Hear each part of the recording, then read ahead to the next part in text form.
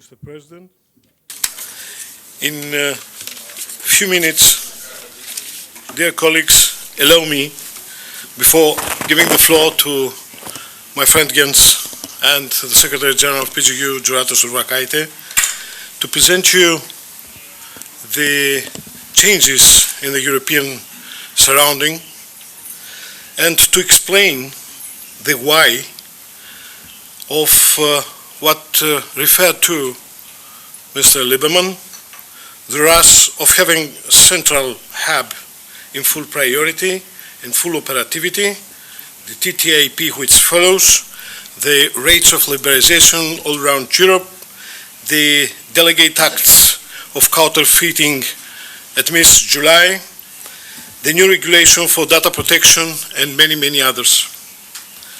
Here's the first slide saying that in top priority EU central policies are economic governance, energy policies, immigration, foreign affairs and defense policies and security. Next, please. That means for the infrastructure of Europe that creates a state of economics, a council as an independent authority. That means the creation of a European Ministry of Economics. The second is the European Service for Foreign Affairs and Actions. Third, Security and Defence Common Policy. Fourth, Immigration, and the plan of the British proposal to stay and to make zones of getting economic immigrants at the seashore of Libya, of Turkey and elsewhere, well paid by the EU. This is the central. Taxation, governance, and fourth, institutional enforcement. Next, please. That means establishment of an authority system supervising competition, strictness of the supervision and correction framework for the macroeconomic imbalances, establishment of an intermediate mechanism financing banks settlement fund, agreement over the form of a common fund to guarantee bank deposits, ESM in action, European support mechanism, in action for the effective recapitalization of EU banks, Eurogroup new dynamics in the necessities of the convergence towards more durable, long-lasting national structures, and of course, somewhere in this report, it is written about the national sovereignty, that national sovereignty in relation with policies referring to other member states should be assigned in common. This is the paragraph 2.2. And my comment is, EU will not permit to any member state set a euro and European prosperity in danger.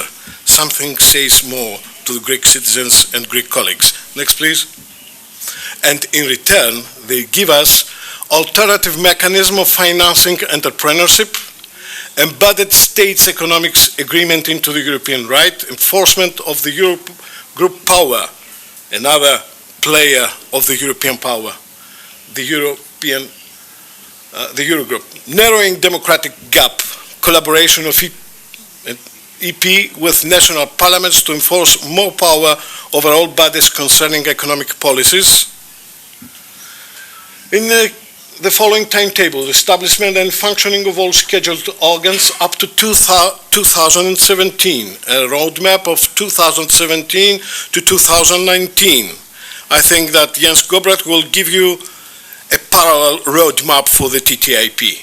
The most ambitious period in installation of a mechanism absorbing vibrations within Eurozone and vision of a common European budget at confronting crisis and unemployment financing reforms. The participation to this mechanism depends on its member state attitude. Next, please. Here are names familiar to the Greek citizens and maybe to a lot of you. The strategic plan is an outcome of the discussions held by Jean-Claude Juncker, Donald Tusk, Jerome Dijsselbloem, Mario Draghi, and Martin Schulz. And the editorial group of the report I referred in topics comes from Thomas Visa, Marco Butti, Servas de Rouge, Declan Costello, and Matthias Morse, all of them are people coming from the DG for the economics and financing balances of EU. Next, please. Questions. After all, how easy is the health sector, especially pharmaceutical sector, and pharmacoeconomics undergo national concern and responsibility? And B, are the degrees of liberalization of pharmacies the indirectly imposed common sense for the pharmaceutical profession? And that is all for me in order to present you Jens Gobrecht, the PGEU delegate from ABTA, and the person who is functioning and working hard as a lawyer, legal advisor for the DTIV. So make the correction, please. Take the floor. Thank you.